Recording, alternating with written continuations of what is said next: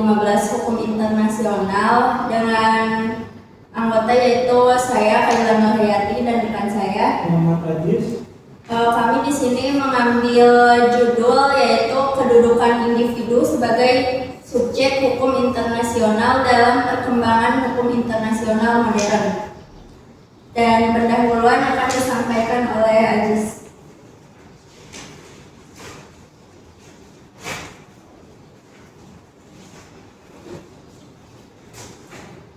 Pendahuluan hukum internasional merupakan cabang hukum yang terus mengalami perkembangan seiring dengan perubahan struktur dan dinamika masyarakat internasional. Pada tahap perkembangannya, hukum internasional dibangun sebagai sistem hukum yang mengatur hubungan antar negara yang berdaulat, negara yang dipandang sebagai aktor utama dan satu-satunya sebagai subjek hukum internasional yang memiliki kapasitas penuh untuk menciptakan norma hukum yang menuntut hak dan serta memikul kewajiban dalam hubungan internasional. Paradigma ini melahirkan konstitusi hukum internasional yang bersifat negara sentris. Dalam paradigma tersebut, individu ini memiliki kedudukan hukum secara langsung dalam hukum internasional individu dan ditempatkan sebagai objek dari hubungan antar negara dan kepentingan yang dilindungi melalui negara. Perlindungan ini terhadap individu sepenuhnya bergantung pada kebijakan dan yurisdiksi negara masing-masing. Kondisi ini menunjukkan bahwa secara empiris dan riset, individu tidak memiliki hubungan langsung dengan hukum langsung dan hukum internasional. Doktrin hukum internasional klasik memperkuat pandangan tersebut dengan menetapkan negara sebagai satu-satunya entitas yang memiliki kepribadian hukum internasional. Hubungan internasional dipahami sebagai hubungan horizontal antar negara, sementara individu berada di luar jangkauan yang langsung hukum internasional mengakibatkan pelanggaran hukum internasional. Hanya dapat dimintakan pertanggungjawaban kepada negara, bukan kepada individu selaku pelakunya langsung.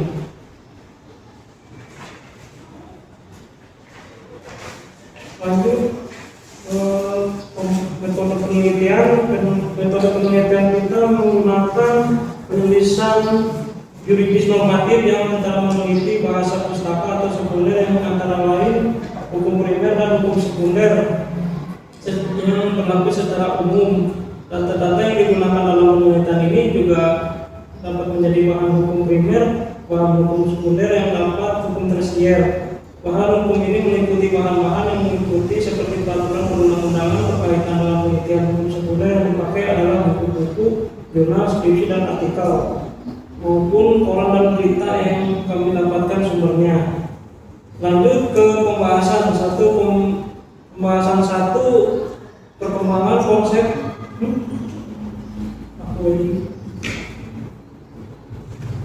perkembangan konsep subjek hukum internasional. Konsep hukum internasional merupakan elemen yang mendasar dalam kajian hukum yang memiliki kedudukan hukum dalam tanaman hukum internasional. Subjek hukum internasional dapat dipahami sebagai pihak yang memiliki kapasitas untuk memenangkan suatu kewajiban yang bersumber dari norma hukum internasional.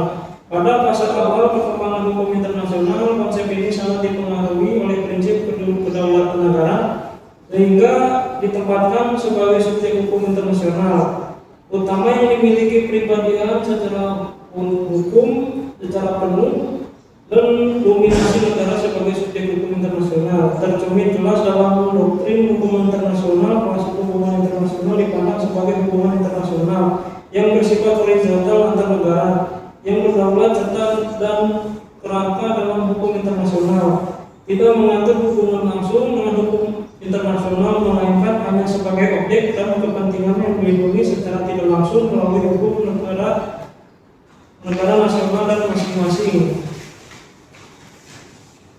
Selain organisasi internasional, perhatian hukum internasional juga pelanggaran hak asasi manusia dalam skala besar menunjukkan bahwa individu sering menjadi korban utama dalam dinamika hubungan internasional. Realitas ini menimbulkan kesadaran bahwa perlindungan terhadap individu tidak dapat sepenuhnya diserahkan oleh negara, melainkan memerlukan pengaturan langsung melalui norma hukum internasional. Meskipun demikian, pengakuan terhadap individu sebagai subjek hukum internasional tidak bersifat menyeluruh. Individu memiliki kapasitas hukum yang sama luasnya dengan negara lain dalam sistem hukum internasionalnya. Kedudukan hukum individu bersifat terbatas yang hanya berlaku dalam ruang lingkup yang secara tegas yang diatur oleh norma hukum internasional. Oleh karena itu, kapasitas individu sebagai subjek hukum internasional bersifat fungsional dan kontekstual. Dengan demikian, perkembangan konsep subjek hukum internasional mencerminkan transformasi hukum internasional dari sistem berorientasi pada negara menuju sistem yang lebih institutif pada pengakuan individu sebagai dari subjek hukum internasional. Lanjut ke pembahasan 2 yang dilanjutkan oleh rekan saya. Pembahasan 2 yaitu hak dan kewajiban individu sebagai subjek hukum internasional. Pengakuan hak individu sebagai subjek hukum internasional paling tegas terlihat dalam hukum hak asasi manusia internasional.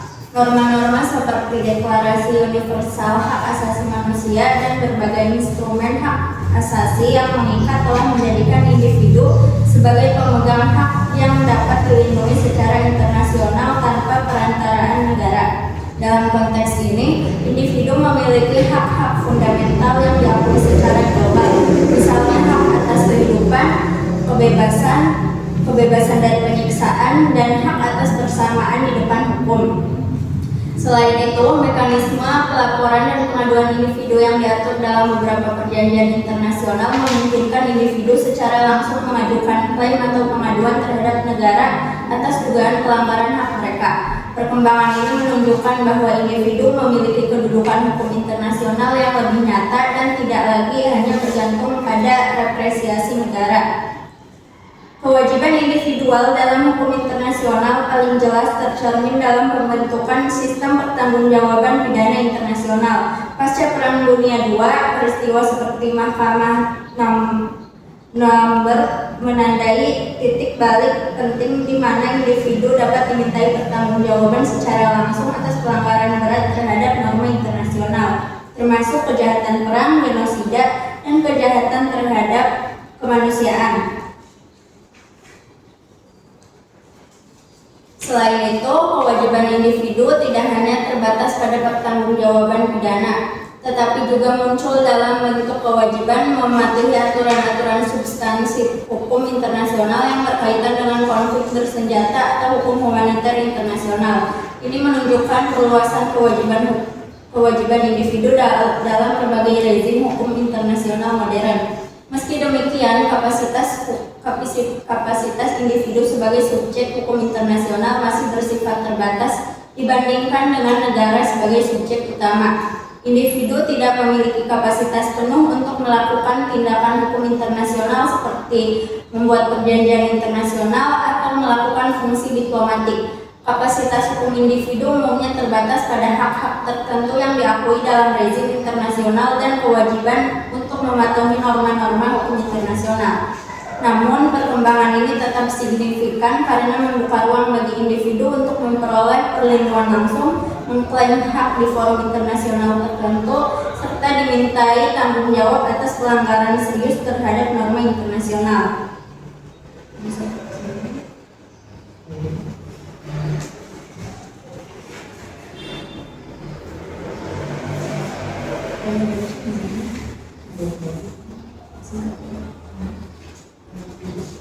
Berikutnya, ketiga ada perbandingan kedudukan individu dalam hukum internasional klasik dan hukum internasional modern. Dalam hukum internasional klasik, struktur hukum internasional dibangun di atas asumsi bahwa negara merupakan satu-satunya subjek hukum internasional yang memiliki kepribadian hukum penuh. Pandangan ini berakar pada prinsip kedaulatan negara yang absolut, di mana hukum internasional dipahami sebagai seperangkat aturan yang mengatur hubungan antar negara semata. Akibatnya, individu tidak memiliki kedudukan hukum internasional yang mandiri dan hanya diposisikan sebagai objek hukum, yang hak dan kepentingannya sepenuhnya berada di bawah perlindungan negara asalnya melalui mekanisme dan perlindungan hukum. Pendekatan klasik tersebut mulai dipandang tidak memadai seiring dengan meningkatnya kompleksitas hubungan internasional dan munculnya pelanggaran hak asasi manusia yang bersifat sistematis dan lintas negara. Dalam konteks ini, individu tidak lagi sepenuhnya bergantung pada negara untuk memperoleh perlindungan hukum. Karena hukum internasional memberikan hak secara langsung kepada individu sebagai subjek hukum. Selain pengakuan terhadap individu, hukum internasional modern juga menegaskan adanya kewajiban individu yang bersumber langsung dari norma internasional. Perkembangan hukum pidana internasional menunjukkan bahwa individu dapat dimintai pertanggungjawaban atas kejahatan internasional yang serius, seperti genosida, kejahatan terhadap kemanusiaan, dan kejahatan perang. Prinsip pertanggungjawaban pidana individu ini menandai pergeseran penting dari pendekatan klasik yang cenderung membebankan tanggung jawab kepada negara, menuju pendekatan yang menekankan akuntabilitas personal atas pelanggaran norma fundamental internasional. Meskipun demikian, pengakuan individu sebagai subjek hukum internasional dalam hukum internasional modern tetap bersifat terbatas dan tidak menyamai kapasitas hukum negara. Individu tidak memiliki kewenangan untuk menciptakan norma hukum internasional, seperti membuat perjanjian internasional atau menjalankan fungsi diplomatik yang masih menjadi domain eksklusif negara. Perbandingan antara hukum internasional klasik dan hukum internasional modern menunjukkan adanya transformasi paradigma yang signifikan dalam sistem hukum internasional. Pergeseran dari sistem yang sepenuhnya berorientasi pada kedaulatan negara menuju sistem yang lebih berorientasi pada perlindungan martabat manusia mencerminkan upaya hukum internasional untuk menyesuaikan diri dengan tantangan global yang semakin kompleks.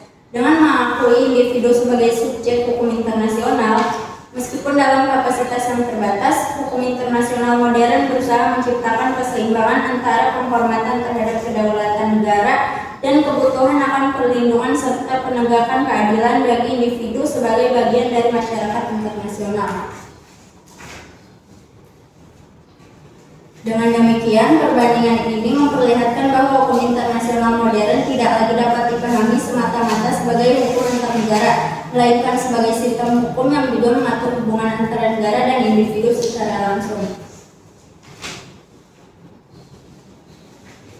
Lanjut ke pembahasan terakhir, implementasi dan tantangan pengakuan individu sebagai subjek hukum internasional. Pengakuan individu sebagai hukum internasional merupakan salah satu perkembangan yang paling signifikan dalam evolusi hukum internasional modern. Perkembangan ini membawa implikasi mendasar terhadap cara hukum internasional yang dipahami dan dirumuskan dan diterapkan. Jika hukum internasional klasik menetapkan negara sebagai pokok tunggal dan pusat dari seluruh norma hukum internasional, maka hukum internasional modern mulai menggeser orientasinya dengan pemasukan individu sebagai pemegang dan kewajiban yang diakui secara langsung. Pergeseran ini menunjukkan bahwa tujuan hukum internasional tidak lagi terbatas pada pengaturannya. Dalam implikasi yuridis yang paling nyata, pengakuan individu sebagai subjek hukum internasional terlihat dari perkembangan rejim hukum hak asasi manusia internasional. Dalam rejim ini, hukum individu yang diakui sebagai pemenang yang dijamin secara langsung oleh instrumen hukum internasional. Sementara negara yang diposisikan sebagai pihak memiliki kewajiban untuk menghormati dan melindungi dan memenuhi hak-hak tersebut. Dengan demikian, hubungan internasional tidak lagi sepenuhnya bergantung pada mekanisme hubungan nasional negara untuk melindungi individu, melainkan menyediakan standar dan mekanisme perlindungan yang bersifat internasional. Hal ini memperkuat posisi individu dalam sistem hukum internasional dan mengurangi ketergantungan mutlak pada negara. Selain dalam bidang hak asasi manusia, implementasi sangat penting lainnya muncul dalam perkembangan hukum pidana internasional. Prinsipnya, pertanggungjawaban pada pidana individu menegaskan bahwa pelanggaran berat terhadap hukum internasional merupakan ditoleransi atas dasar kedaulatan negara. Dengan adanya prinsip ini, individu dapat dimintai pertanggungjawaban secara langsung atas kejahatan internasional seperti genosida dan kejahatan kepada kemanusiaan dan kejahatan perang. Implikasi ini menunjukkan bahwa hukum internasional modern berupa menutup celah impunitas dan selama ini sering dimanfaatkan oleh pelaku untuk pelanggar berat. Meskipun implikasi positif ini, pengakuan individu sebagai subjek hukum internasional juga menghadapi berbagai tantangan struktural dan kompleks. Salah satu tantangan utama dalam keterbatasan mekanisme penegakan hukum internasional tidak dapat seperti sistem hukum nasional yang memiliki aparat penegak hukum yang terpusat dari hukum internasional yang masih sangat tergantung pada kerjasama antar negara untuk menegakkan norma-normanya. Banyak dalam kasusnya lemah kemampuan politik yang menjadi penghambat utama dalam pengakuan internasional. Pelanggaran yang dilakukan terhadap individu maupun individu itu sendiri. Dengan demikian, pengakuan individu sebagai subjek hukum internasional membawa implikasi yang sangat penting bagi perkembangan hukum internasional. Yang sangat penting bagi hukum internasional modern sekaligus menghadirkan tantangan yang kompleks pada aspek normatif, institusional dan praktis. Pengakuan mencerminkan upaya hukum internasional bertransformasi menjadi sistem yang lebih adil dan berorientasi kepada perlindungan martabat manusia, maupun transformasi sangat tergantung pada komitmen negara efektivitas mekanisme penegakan hukum internasional.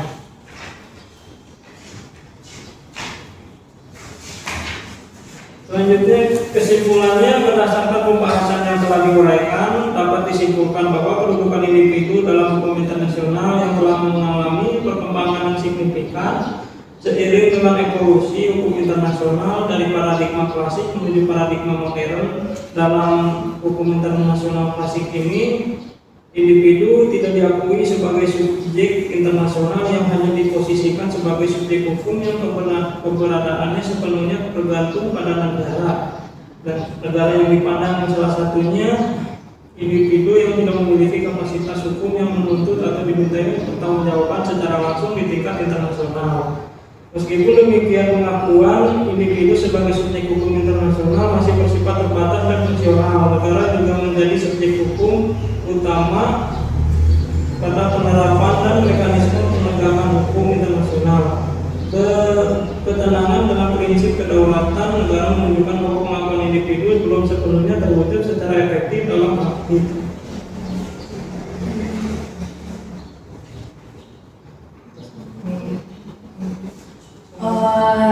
Selesai sudah presentasi dari kami. Jadi dengan demikian dapat disimpulkan bahwa pengakuan individu sebagai subjek hukum internasional merupakan kemajuan penting dalam perkembangan hukum internasional modern. Namun masih memerlukan penguatan lebih lanjut agar dapat memberikan perlindungan dan keadilan yang optimal. Saran dari kami ke depan diperlukan peningkatan komitmen negara, penguatan institusi hukum internasional, serta harmonisasi antar rezim hukum internasional untuk memastikan bahwa kedudukan individu sebagai subjek hukum internasional tidak hanya bersifat normatif, tetapi juga efektif dalam menjawab tantangan global dan melindungi hak serta martabat manusia dalam masyarakat internasional. Sekian presentasi yang dapat kami sampaikan. Terima kasih. Sebesar-besarnya yang mohon maaf bila ada kata-kata yang salah. Wassalamualaikum warahmatullahi wabarakatuh.